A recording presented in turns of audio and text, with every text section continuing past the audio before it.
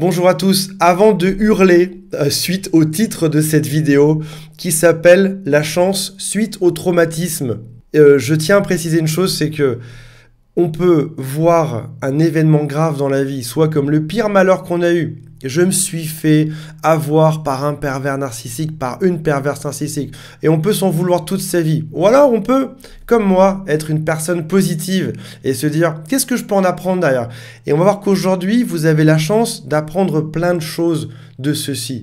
Donc oui, si on est positif, et je sais que sur cette chaîne, je sais que si vous me regardez, vous êtes des gens positifs, on peut apprendre des choses suite à un traumatisme. Si jamais c'est pas votre cas, si jamais vous êtes le schtroumpf grognon dans la bande dessinée. Si jamais vous préférez rester triste dessus, quittez cette vidéo. Parce que dans cette vidéo, on va parler de choses plutôt heureuses. On va reparler du traumatisme et on va après ça enchaîner sur des choses qui sont plutôt heureuses. Donc c'est réservé aux gens qui ont plutôt un esprit bienveillant, positif, qui se disent « Ouais, allez, comment est-ce qu'on avance aujourd'hui? Qu'est-ce qui va se passer ?» Ça, c'est bien. Ça, c'est positif. Il y a un risque suite à un traumatisme qui est déjà d'en avoir un second. Quand on s'est fait avoir par un pervers narcissique, généralement c'est qu'on a le profil à se faire avoir par d'autres personnes par la suite, et il y a un risque psychologique à s'enfermer dans la douleur. En gros, je me fais tout le temps avoir par tout le monde, les gens ne valent rien, notre société est pourrie, etc. Et on s'enferme dedans et on reste comme traumatisé à vie. On va voir aujourd'hui, il y a quelque chose qui s'appelle l'énergie du contre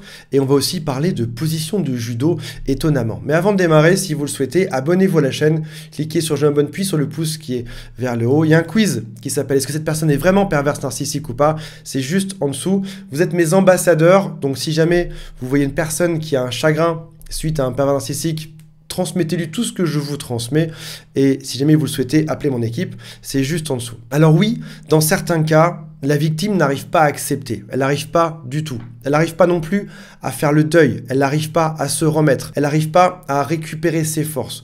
On peut imaginer par exemple que vous ayez un accident de ski, vous tombez, vous faites mal au bras et le truc part jamais. Et sauf que là, ça se voit pas, c'est une blessure qui est psychologique. Donc on imagine, on tombe sur un pervers narcissique, on a mal.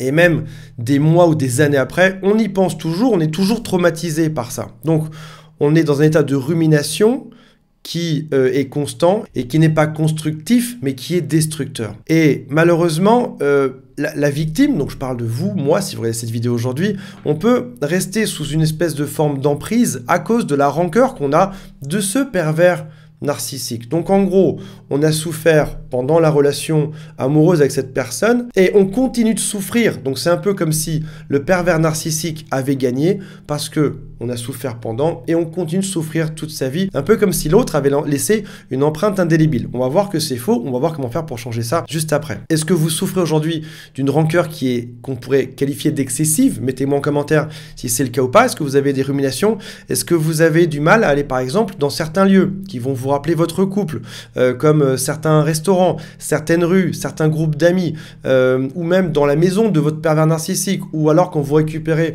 vos enfants, si vous avez des enfants ensemble, il y a quelque chose qui est compliqué derrière ça. Mettez-moi en commentaire si c'est le cas. J'insiste dessus parce que les gens se disent « Non, non, moi je suis pas genre à mettre des commentaires sur YouTube ». Dites-vous bien que on se sent souvent seul suite à un abus narcissique. Donc ça veut dire que si jamais vous mettez « oui, moi il m'est arrivé ça », et bien plein de gens peuvent se lever et dire « bah voilà, bah moi aussi il m'est arrivé ça, moi aussi, moi aussi ». Et lorsqu'on est plus isolé, on est plus fort ensemble.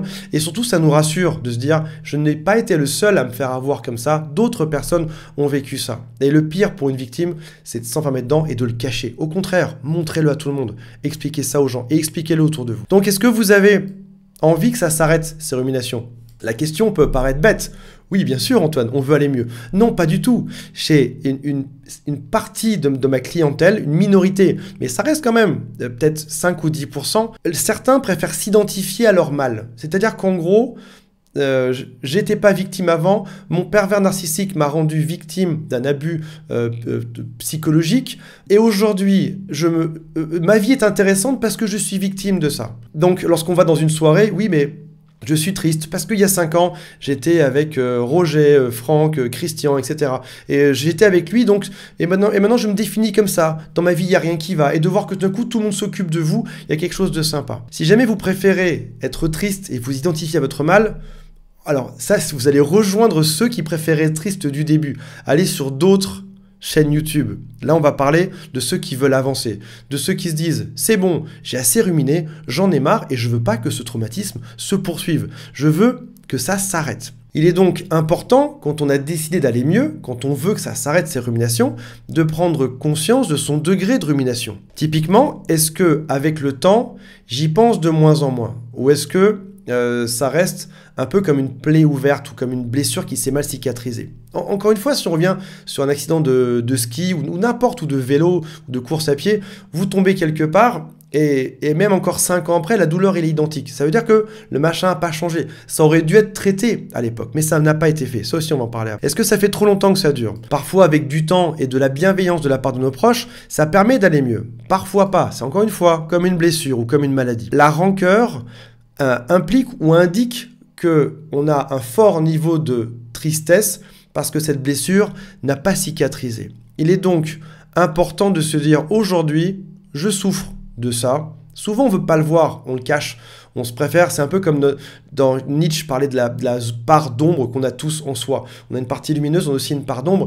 Et souvent, on ne veut pas la voir, cette part d'ombre. On préfère se dire, non, je suis quelqu'un de parfait, de brillant. Non, non, stop. On a tous une partie brillante, heureuse. On a tous aussi une partie un peu plus sournoise, un peu plus vicieuse, un peu plus malsaine. On l'a tous, même si elle est minime. Chez nous, elle est bien plus minime que chez les pères narcissiques, mais on a tous ça. Le fait, comme disait Nietzsche, de l'observer, de la voir, de cohabiter avec elle, permet d'avoir une vie plus heureuse. Oui, je suis une personne brillante.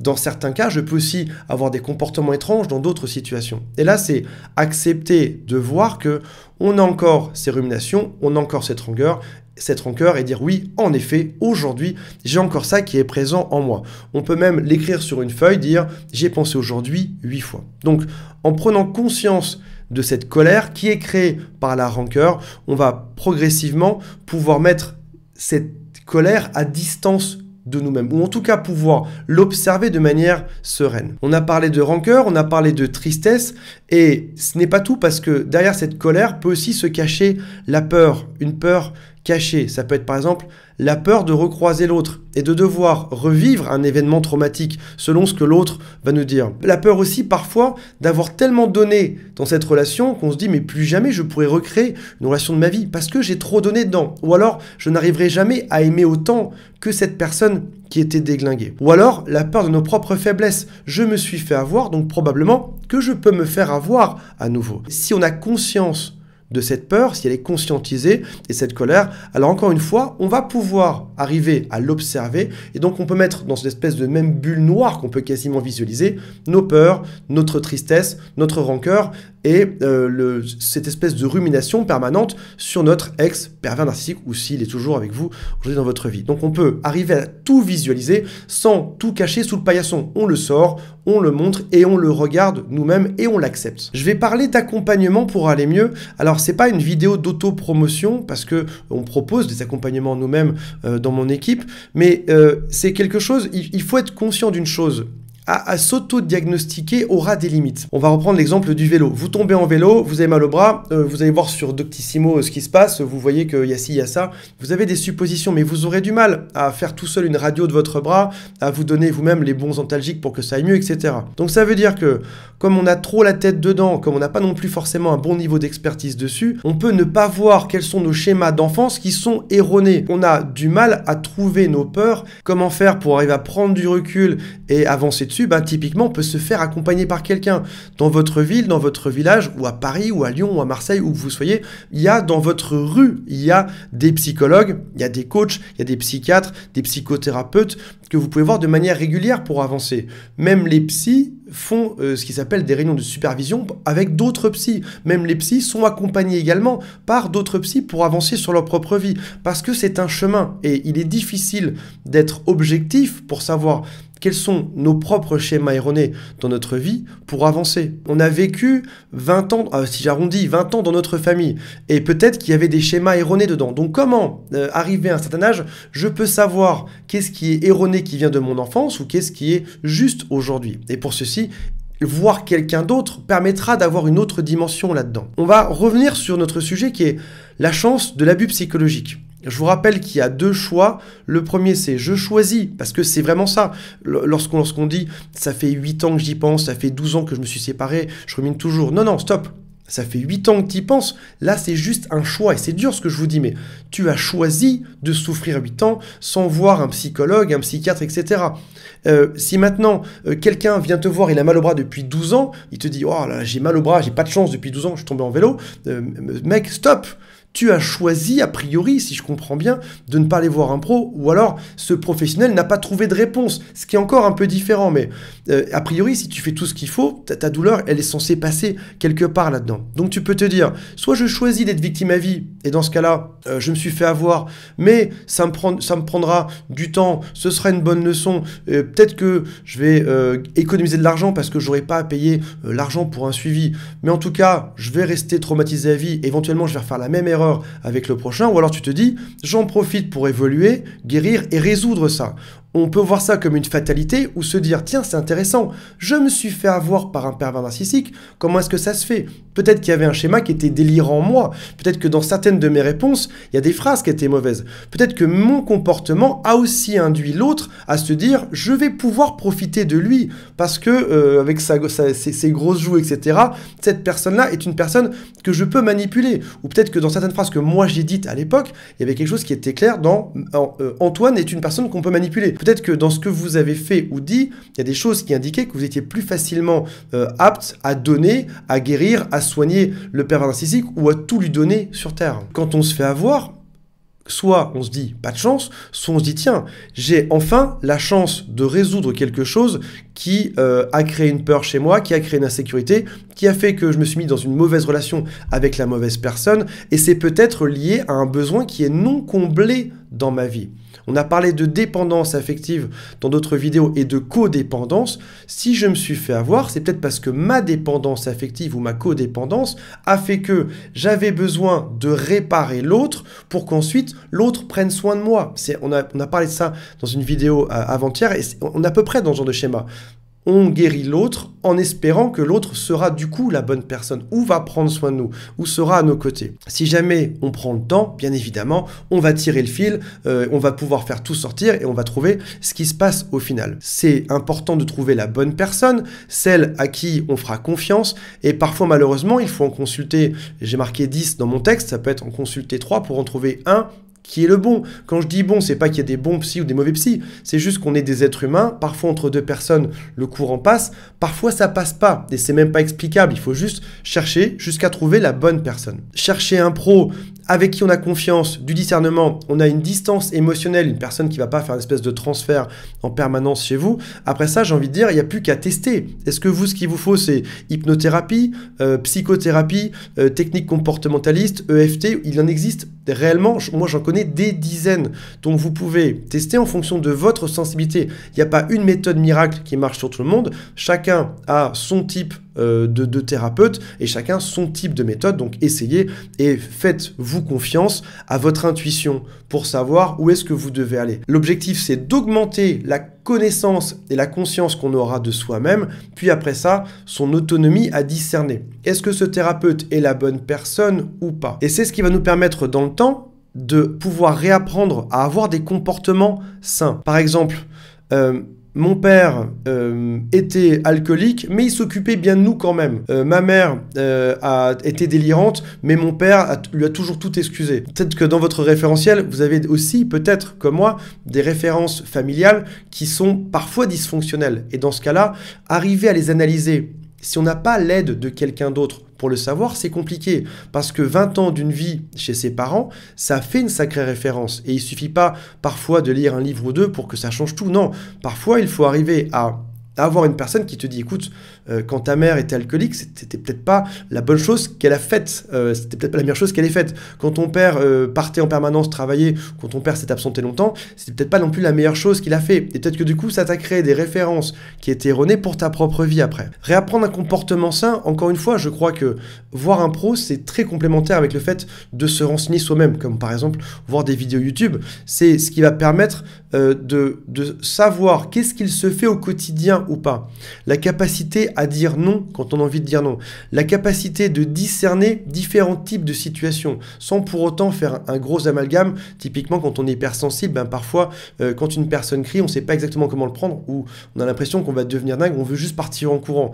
Savoir discerner, est-ce que cette personne crie parce qu'elle est triste, parce qu'elle m'en veut, parce qu'elle a passé une sale journée? On va devoir réapprendre au quotidien à gérer ce qui est acceptable, pas acceptable, ce qui est respectueux, ce qui est irrespectueux, ce qui est tolérable, non tolérable. Alors si vous n'avez pas vécu avec un parent narcissique, ni avec une famille qui était délirante, vous devez vous dire, mais je sais exactement ce qui est acceptable ou pas acceptable. Mais lorsqu'on a une famille qui était dysfonctionnelle et qu'on est passé par un parent narcissique, ce sont des notions qui sont totalement floues. Qu'est-ce qu'on accepte dans un couple ou pas? Dur à dire. Surtout que c'est propre à chacun. Donc il faut se dire, est-ce que moi j'accepte ça ou pas, sans même prendre l'avis de quelqu'un d'autre. Lorsqu'on est au potentiel, quand on est empathe, quand on est dépendant, codépendant, on a tendance à tout accepter, à tout tolérer, les phrases les plus dures, et à excuser derrière. Oui, alors certes, ma femme ou mon mari m'a dit ça, qui était assez dur, mais il était fatigué, ou il avait trop bu, ou je le méritais peut-être un peu aussi. Non, non, stop. La majorité des gens ne tolèrent pas ça, ne supportent pas ça. C'est juste que si vous avez eu comme moi une famille avec certaines choses qui étaient erronées, on vous a appris à tolérer ça. On vous a appris à devenir dur au mal, à devenir résistant à la souffrance. Vous avez appris ça, à excuser l'autre, à lui trouver toujours de bonnes justifications. Oui, certes, il m'a dit ça, mais il faut le pardonner, il est dans une mauvaise phase. À son travail, ça va mal. Non, non, stop. Il n'a pas à te dire ce genre de phrase. Mais tout ça, il va falloir le réapprendre au quotidien. Notamment chez les hauts potentiels, HPI, HPE, chez ceux qui sont empathes, ceux qui ont de l'empathie, chez les dépendants, les codépendants. Donc on va arriver à identifier grâce à quelqu'un d'autre ou même grâce à des vidéos YouTube aussi également. Les deux sont intéressants. On ne peut pas dire qu'il faut que voir un pro ou que se documenter ou que lire des livres. Non, non. Essaye de tout pour arriver à en sortir quelque chose. Ça va t'apprendre à suivre ton intuition et se diriger vers des relations où tu n'as pas besoin de te suradapter. Ce qui serait une excellente nouvelle pour ta nouvelle vie. Quand on arrête de se suradapter à l'autre, on a enfin une relation saine. Quand on peut s'autoriser à être enfin soi-même. Mais pour s'autoriser à être enfin soi-même, il faut savoir déjà qui on est soi-même. Qu'est-ce qu'on tolère? Qu'est-ce que moi je tolère? Qu'est-ce que moi je trouve acceptable, pas acceptable? Quelles sont les phrases que je supporte d'entendre et quels sont les comportements que je ne veux surtout pas voir dans ma vie? Mais rien que faire ça pour quelqu'un qui a beaucoup d'empathie ou qui est hypersensible, c'est quelque chose d'extrêmement compliqué. Et donc c'est ce qui fait qu'à terme, on va réussir à se diriger non plus contre quelque chose de négatif, mais plutôt vers quelque chose de bien. Et là, on peut arriver sur ce qui s'appelle du co-épanouissement relationnel. Je suis qui je suis avec mes règles, mon mode d'emploi, mon caractère, ce que j'aime pas et mes besoins. Tu es qui tu es. Et bizarrement, quand on est tous les deux ensemble, on cherche pas à se contrôler, on cherche pas à être meilleur. On va juste se pousser et s'épanouir ensemble et on va aller vers quelque chose de beaucoup plus sain ensemble, vers le fait de sublimer nos deux existences en étant ensemble de manière régulière.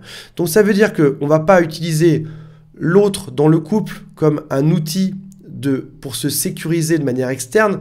Est-ce que ça vous parle ça? Si on est dépendant affectif, il y a quelque chose d'important. On cherche souvent chez l'autre un outil pour nous sécuriser, un outil extérieur qui devient une espèce de relation médicament. Je suis dépendant affectif, donc je vais aller trouver quelqu'un à réparer, quelqu'un à soigner, qui pourra ensuite me rendre mon amour.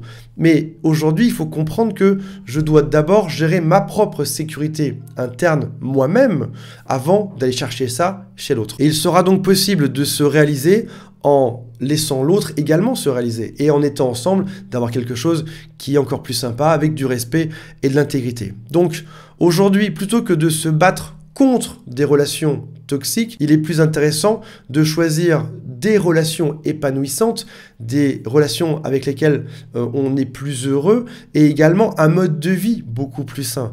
Donc au quotidien, plutôt que de se dire « je fantasme que mon pervers narcissique était la bonne personne », qu'il aurait juste suffi d'eux, il aurait juste suffi qu'il arrête de se comporter comme ça. Non, non, stop.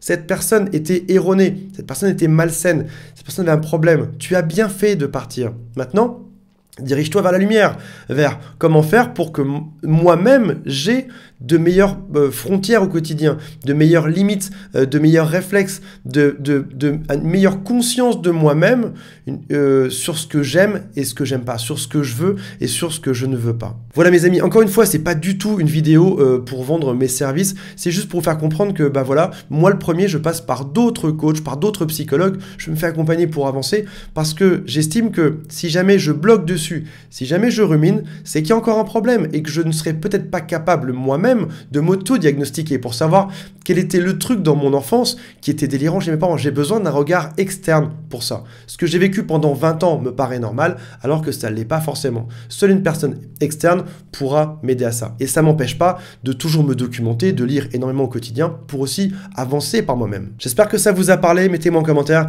si en tout cas tout ça vous a parlé aujourd'hui. On se retrouve très bientôt. Salut à tous, bye.